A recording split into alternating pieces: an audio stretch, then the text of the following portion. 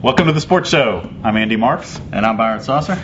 Byron, we started the season in a familiar place with you beating me. Yes. You went 5-3. I went 4-4. I got on the wrong side of that Ocala Christian Academy versus St. John game, a blowout for the Crusaders. So that was a good start to the season for them. And we have a whole new crop of games to talk about, starting with a cross-county matchup.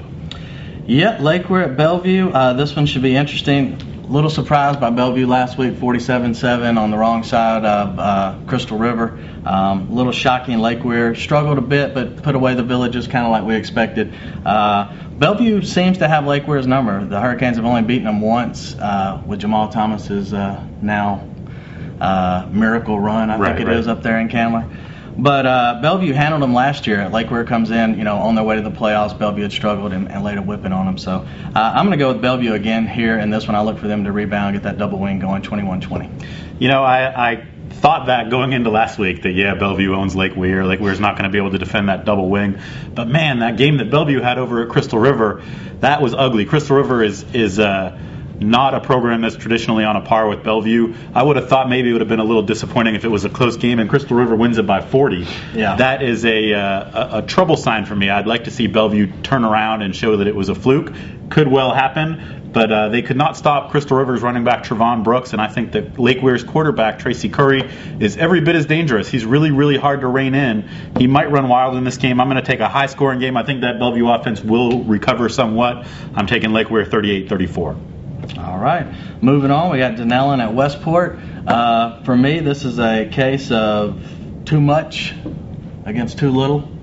I like the Tigers big, 34-10. Yeah, I agree. Westport's first 4 games, I think they're going to be 4 losses. I'd like to see, the program needs a win over there. This is not the spot. I think it's going to be a blowout. I'm going to go with Denellen and their running game running wild. I'm going to say 42-0. Wow. All right. Forest at North Marion, a couple of teams that really lost some close games last week. I mean, Forest, it seemed like they had Union County. Of course, Zach Welch goes down, the quarterback.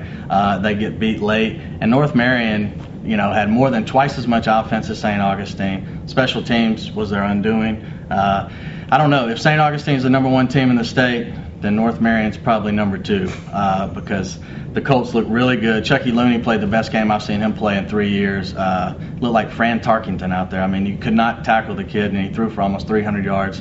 Like the Colts in this one, I didn't expect Forest to get off to an 0-2 start, but that looks like what it's going to be. I'll take the Colts 28-20. Yeah, I will say I think that North Marion's loss, if there's a such thing as a good loss, was a much better loss than Forest's loss. St. Augustine number 1 or not, we'll find that out down the road. But St. Augustine is really good every single year, and there's no doubt that they're going to be a top Class 3A program. So I think North Marion showed a little bit more last week. They have some really nice athletes everywhere. I like their running back tandem of Jamie Gilmore and C.J. Richardson. I like the Colts. And Forest, another thing to not forget is that Forest had some injury issues at quarterback. We're not quite sure which way that's going to go this week. But Forest, without their quarterback, they had a nice senior leader in Zach Welch.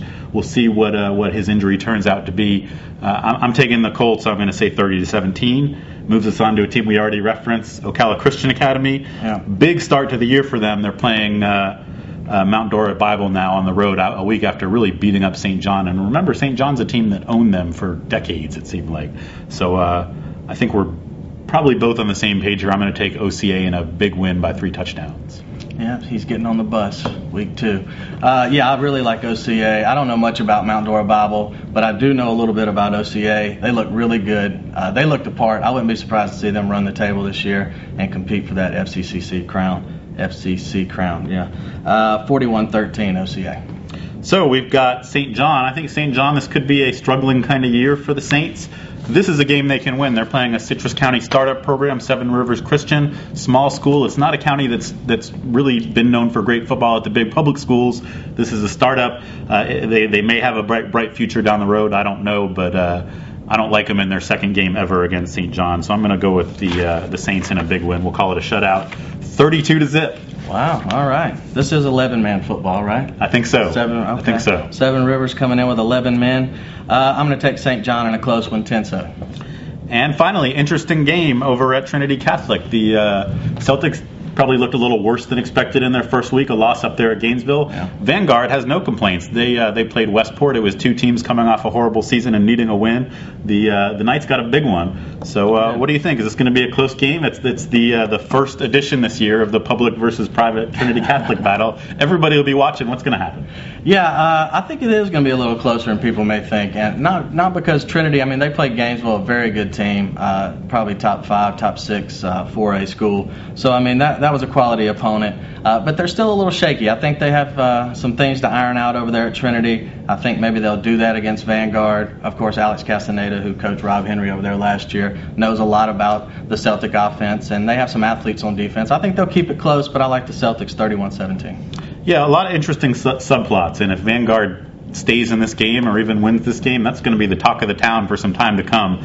We'll see. Castaneda, you're right. That's an interesting little wild card. He knows that Trinity system, knows a lot of the athletes, and knows the type of things they like to do on offense. So I like Trinity also. Until somebody from this county steps up and beats Trinity, it's hard to pick against them because they've been making some pretty decisive state runs. So I'm going to say 35-20 in favor of the Celtics. We're on the opposite side of a couple games this week, so we'll see how we do next week, and hopefully we'll see you all out there on the fields on Friday night.